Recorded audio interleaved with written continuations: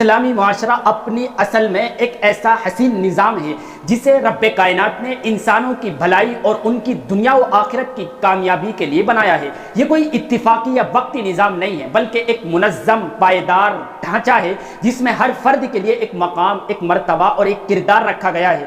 اس نظام کی خوبصورتی اسی میں ہے کہ کوئی بھی فرد فضول یا بیکار نہیں ہے بلکہ ہر شخص کسی نہ کسی درجے میں ذمہ داری کا حامل ہے۔ انہی ذمہ دار اور باوقار کرداروں میں ایک بڑا منصب مسجد کے امام کا ہے۔ امام صرف نماز پڑھانے والا آدمی نہیں ہوتا بلکہ وہ معاشرے کی روحانی بنیادوں کو مضبوط کرنے والا، اخلاقیات کا نگہبان اور دین کی تعلیم کا ذریعہ ہوتا ہے۔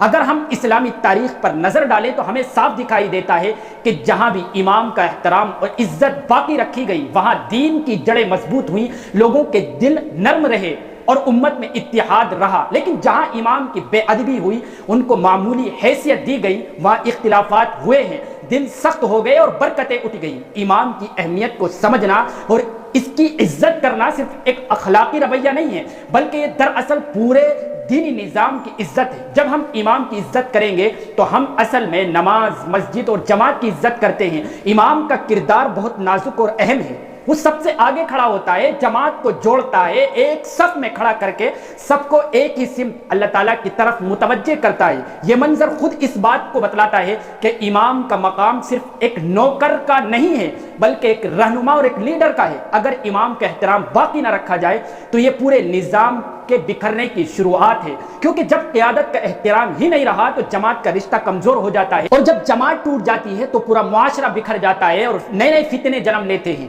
ہمارے بزرگوں کے دور میں امام کا احترام اتنا زیادہ تھا کہ لوگ ان کے سامنے بات کرتے ہوئے آداب کا خاص خیال رکھتے تھے۔ ان کے سامنے اونچی آواز میں بات کرنا بھی امام کی گستاخی سمجھتے تھے، ان کے فیصلوں کو دل سے قبول کیا کرتے تھے۔ لیکن آج کے دور میں بڑی افسوسناک صورتحال یہ ہے کہ بعض لوگ امام کو صرف ایک نوکر یا کام کرنے والا سمجھتے ہیں۔ وہ یہ بھول جاتے ہیں کہ جس شخص کو ہم معمولی سمجھ رہے ہیں وہ اللہ تعالیٰ کے دین کا نمائندہ ہے، وہ قرآن اور سنت کی روشنی میں ہماری رہنمائی کرنے والا ہے۔ امام کو حقیر سمجھنا اصل میں اس منصب کو حقیر سمجھ رہا ہے جو اللہ تعالیٰ نے اسے دیا ہے۔ کئی لوگ امام کو تانا دیتے ہیں کہ وہ تنخواہ لیتا ہے، گویا کہ دین کی خدمت اور مسجد کی امامت ایک تجارتی معاملہ ہے۔ یہ سوچ انتہائی گھٹیا ہے۔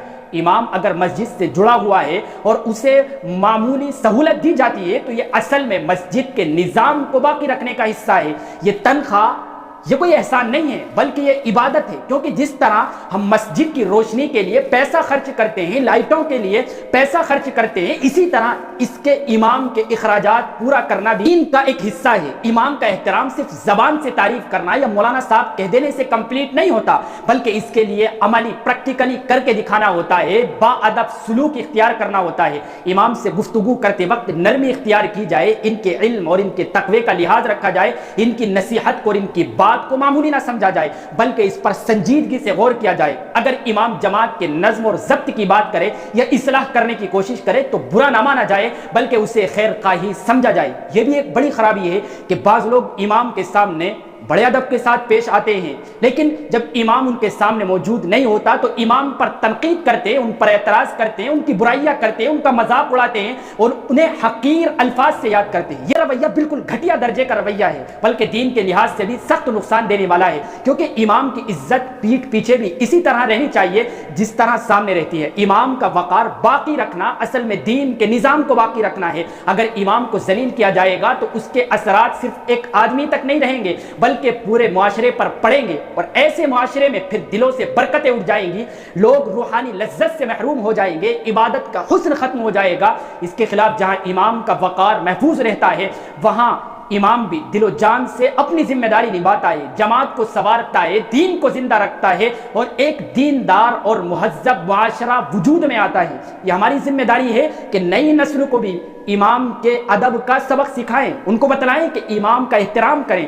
بچوں کو سکھایا جائے کہ مسجد کے امام کا مقام ان کے اسکولوں کے ٹیچر سے بھی زیادہ ہے، کیونکہ وہ انہیں صرف دنیاوی علم نہیں بلکہ دین کا علم بھی سکھاتا ہے۔ یہ بات ان کے دل میں بٹھائی جائے کہ امام کا احترام کرنا اصل میں اپنے دین کا احترام کرنا ہے۔